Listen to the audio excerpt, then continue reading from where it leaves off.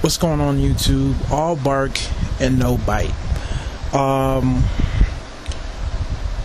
When it comes to men being on point, and particularly black men, you almost have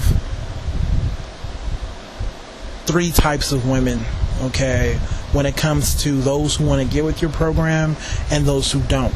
Now, there are black women out there that once you have your shit together and it's clear that you're trying to be, that one woman sort of guy, they're going to get with your program. All right, they're not going to give you a hard time. I have nothing to say. What do you want me to do? Cool. Okay, you've proven that you can hold it down, and you've proven that, you're not trying to, play me or, have me be one of the girls on your squad, your team.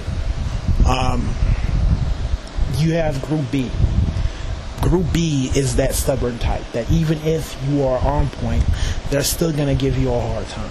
They want for you to be on point, but they still want to have that matriarchal sort of system, and you play into that, and you be that lower, belittled sort of husband who's just nothing more than a yes man. They're not trying to run your program, they're not trying to let you lead, and they're just giving you a hard time every step of the way. Okay, they want to hold you accountable to what a man is supposed to do, but when it comes to them, they want to be this free agent to do whatever they want to do, and you can't say shit whatsoever, right? They wear the pants. You have that group, yeah, and quite frankly, it doesn't matter what you do as a black man, and oftentimes these women have a hatred for black men, whether it's because of their own poor choices that have built up over time, or maybe something happened to them, maybe they got abused, I don't know, but at the end of the day, for whatever reason, they have a strong hatred for black men. They don't need to see a relationship expert, they need to see a counselor or a psychologist because they have some sort of deep-rooted issue that they need taken care of. And you can feel the hate in terms of what they put out there. It's one thing for somebody to be frustrated, I get that, but you can tell when somebody has a hatred, right? But then you have Group C. Okay, Group C, in my opinion, are the black women who end up being the biggest losers. And they're the ones that, quite frankly, push a lot of black men away. Right? Like I said, when you're dealing with Group B, the ones that have a hatred, we just keep it pushing. There's nothing that you can do. Really. I get PMs about that group, and they just hate black men. There ain't shit you can do about it. But Group C, those are the imposters. All bark, no bite. They'll look like Group B in terms of that whole, I want to run a whole matriarchal sort of system. But when push comes to the shove, they back down because they don't want to be alone. Loneliness is very powerful, okay, when it comes to women, relatively speaking. Okay, no one wants to, be lonely, especially as they age. But as men, we can deal with it, obviously, because our prime is much later in life, and it's for a longer period. So we know we still got options. But once women know that window of opportunity is closing and loneliness starts to sink in, they can't, it's very tough to deal with. And that loneliness turns into frustration, and it turns into anger. So a lot of these women are angry, and because they're angry, they identify with Group B. Okay? But like I said, the second a decent brother comes along, has his shit together, can clearly show he can provide. Okay? So yeah, my family will be in a good neighborhood, good schools, safe location, right? And he says, okay, I'm trying to be this one woman sort of man. I'm done playing the field. The vast majority of Group C will fold, right? Out of 100 times, 98% of them are gonna fold. Okay, it's as simple as that, because they don't want to be lonely, and there's no leverage. Right? Even if they had those matriarchal sort of hoop dreams, they have no way of reinforcing it. They can't use money as leverage. Okay, they can't use the whole idea of getting another man who wants to do the whole family thing, because you've already satisfied those two requirements. So there's nothing that they can do. You're not dealing with the weaker dude where there is that financial control. Okay, or that chick that says, "Oh, well, I'm just going to leave you because you don't want to, be the one and only." There's no leverage. So at the end of the day, they understand that, I better run his program. If I want him to stay, let me run his program. It's as simple as that. Because I really don't have any leverage. If you really think about it, there's no leverage whatsoever. So like I said, these women end up folding. Okay. On a personal note, I can speak about Group C because I've dealt with the older chick that was part of Group C. And this was about 1.5 years ago. She was older, 31. Okay, I was 24. We met at a symposium. We were the only minorities in the place, so we exchanged contact information, talked a couple of times, got some Starbucks. Nothing too serious, nothing too heavy. And when we had met initially, mind you, this is initially, we would talk and, we would get into the whole gender role sort of thing, and it's 2007 or 2008, whatever year it was. And,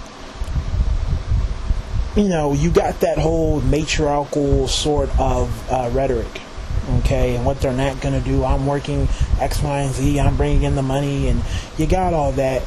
And I'm like, okay. And as time progressed, so, we started hanging out more, talking on the phone regularly, and she started listening, okay, and actually analyzing what I was doing. And she figured out that, damn, he has his career set ahead of him. He has a plan, he's working through it. So he's definitely on track to, being, I would say, established. Okay, he's on track to, in 10 years, oh man, he's going to have his shit together. He's already proven that he's not trying to be a player, right? And once she understood that, her whole swag changed up. Okay, the second she understood that, even though she was doing financially better, there wasn't this whole financial hold. If we went out, I was paying for it, and there wasn't this whole idea of her trying to flex financial power over me. The second she understood that that wasn't going down, and that I really wasn't trying to, have a girl here, have a girl there, the swag changed up completely. So all of a sudden it was like, oh, you should come through. I'm going to cook tonight. We should hang out. What's going on? Oh, family this, family that. Our conversations changed up completely, right? And I was shocked, right? Because what she was saying initially wasn't what she was saying now, right? And that was because of the fact she had no leverage. And prior to being involved with me, she wasn't involved with any other black dude, okay? Because we just weren't around, especially in Southern California, we weren't around. So all that shit she was saying before was predicated on the whole fact that there just wasn't any black men there. So she was what?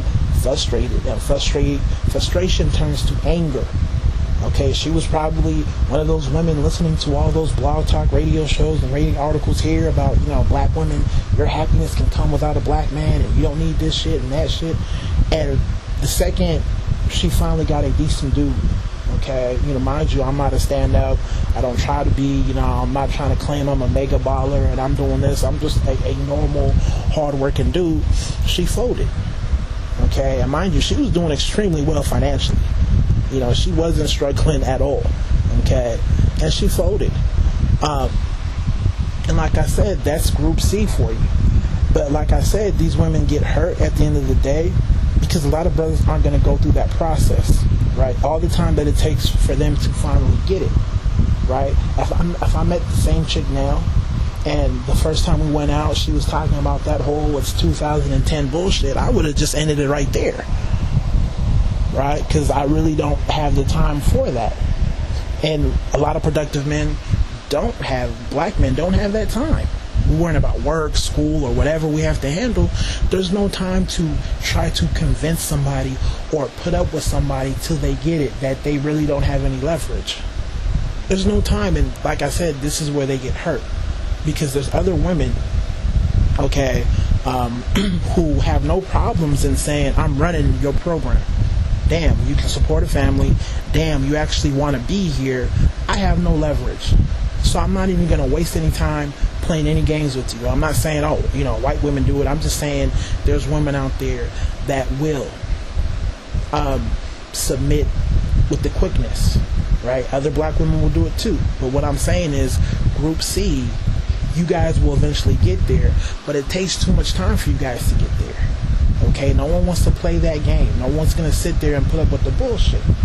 Okay, just because your homegirls or some talk show or article was telling you to do otherwise. And this is where you guys get hurt. No one's going to put up with that shit, because there's still a probability that you'll never come around, especially if your homegirls are on that same bullshit as well. Okay, no one has a year or 6 months before it finally starts to set in that, damn, if I'm not running his program, I'm gonna lose, because he has options and I don't. So anyways, that's my video. Hopefully you guys understand. Let me know how you feel. Take it easy. God bless.